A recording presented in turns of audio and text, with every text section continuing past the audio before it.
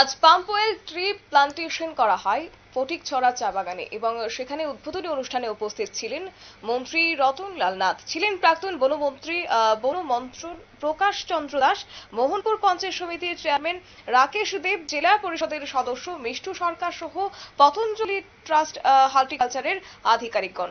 এবং এক্ষেত্রে মন্ত্রী জানান যে রাজ্যের 8টি জেলার মধ্যে 3টি জেলা কার্যত বিভিন্ন কোম্পানির নাম এদিন তুলে ধরা হয়েছে। এছাড়াও তাই নার্সারি করবে এবং গাছ লাগানোর দায়িত্ব থাকবে। যখন ফসল উঠবে তখন কৃষকদের কাছ থেকে তারাই কিনবেন এবং তারাই পাম্প অয়েল থেকে তেল উৎপাদন করবে। কি রয়েছে মন্ত্রীর ভাষণে শুনুন। এটা ওয়ার্ল্ডের সাথে কোনো সম্পর্ক নেই। আমার দেশের সরকার, প্রধানমন্ত্রী রেট ঠিক করে দিচ্ছে 3 দিন বাড়বো। সুতরাং পাম্প অয়েলের মতো এত সুবিধা, আমি রাবারের বিরুদ্ধে না, যে লাগাইতে চান লাগান, কিন্তু জায়গা খালি রাখবেন না। কিন্তু এটা আমি বলতে পারি গ্যারান্টি আছে।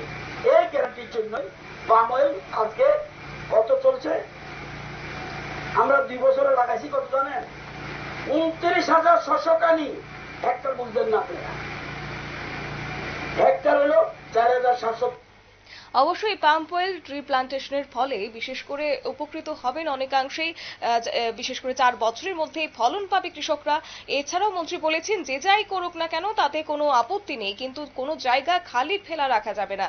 দেশের 100 টাকা আয়ের 46% অর্থ আসে কৃষি সেক্টর থেকে, 41% আসে পর্যটন থেকে, বাকি অর্থ আদায় হয় শিল্প থেকে মাত্র 13%। তাই কেন্দ্রীয় সরকার কৃষি সেক্টরের উপর বিশেষ গুরুত্ব আরোপ করছে বলেও এদিন মন্ত্রী রতনলাল নাথ জানান।